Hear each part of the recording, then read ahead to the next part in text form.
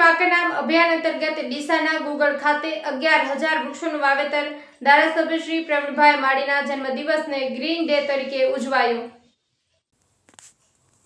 ધોરાજી ક્ષત્રિય રાજપૂત સમાજ દ્વારા પીટી જાડેજા પર જે પાસાના કાયદા હેઠળ જેલમાં મોકલી આપવામાં આવ્યા છે તાત્કાલિક છોડવામાં આવે તેવી માંગ સાથે આજરોજ પ્રાંત અધિકારીને આવેદનપત્ર પાઠવવામાં આવ્યું છે અને પીટી જાડેજા ઉપર કિન્નાખોરીનો મામલો હોય તેવું લાગી રહ્યું છે। અખિલ ગુજરાત રાજપૂત યુવા આંતરરાષ્ટ્રીય અધ્યક્ષ પીટી જાડેજા જે રાજપૂત સમાજના પ્રતિષ્ઠિત વ્યક્તિ અને અસ્મિતા આંદોલનમાં ખૂબ જ તન મન ધનથી લડતમાં સાથે હતા।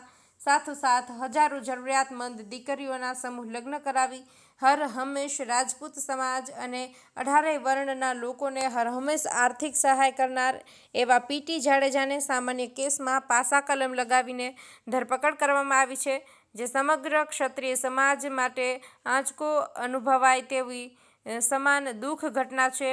ત્યારે ધોરાજી ક્ષત્રિય રાજપૂત સમાજ દ્વારા પીટી જાડેજા અને સમાજ માટે સ્વીકાર નથી અને યોગ્ય ન્યાય માટે આજરોજ ધોરાજીના પ્રાંત અધિકારીને આવેદનપત્ર પાઠવવામાં આવ્યું હતું। ભાવેશ ગોહિલ ઉપલેટા। હું જયદેવ સિવાડા ગધેતર આજરોજ મામલતદાર કચેરીએ અમે આવેદનપત્ર આપ્યું છે। એક પીટી જાડેજા આંતરરાષ્ટ્રીય યુવા અખિલ ગુજરાત યુવા પ્રમુખ એવા પીટી જાડેજા સાહેબને જ્યારે નહીં જેવી બાબતની અંદર પાસાના કાયદા લગાડી અને અચાનક એની ધરપકડ કરી છે, ત્યારે આજે અમારા તમામ ગુજરાતના ક્ષત્રિય સમાજને એક કલંકિત થાય એવું આ સરકારે એવું વર્તન કર્યું છે।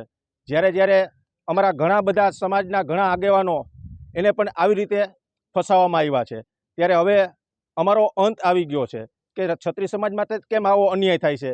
બીજા પણ ઘણા બધા ગુના છે, ઘણા બધા ગુનાની અંદર સંડોવાયેલા છે, પણ એને આવી રીતે તાત્કાલિક ધોરણે પાસાના કાગળિયા ક્યારેય કરેલા નથી। તો પીટી જાડેજા સાહેબ અમારા સમાજનો એક ગૌરવ છે, સમાજની અંદર એક એનો ભોગ છે, સમાજની અંદર એક દાતા તરીકે ભામાસા તરીકે અમારા સમાજનો એક સારું એવું કાર્ય કરે છે અને હર સમાજની અંદર જ્યારે આફૂતી આવે ત્યારે પીટી જાડેજા મોખરે હોય છે।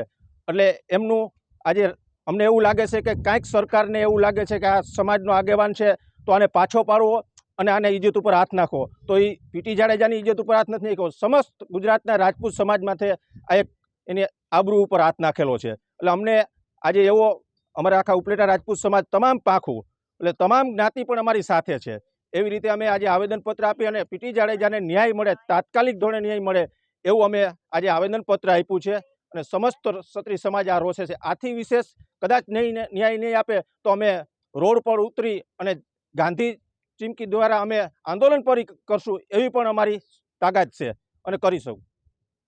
હું વાળા કાકુભાઈ ગામ ચરેલિયા રાજપૂત સમાજ આજે એકતા અખંડિતતાને લઈ અને જે પીટી જાડેજા સાહેબને જે અન્યાય થયો છે એ અન્યાયને દૂર કરવા માટે અત્યારે અમે આખા રાજપૂત સમાજ અત્યારે અહીંયા આવી અને મામલતદાર કચેરી આવેદનપત્ર દેવા આવ્યા છીએ।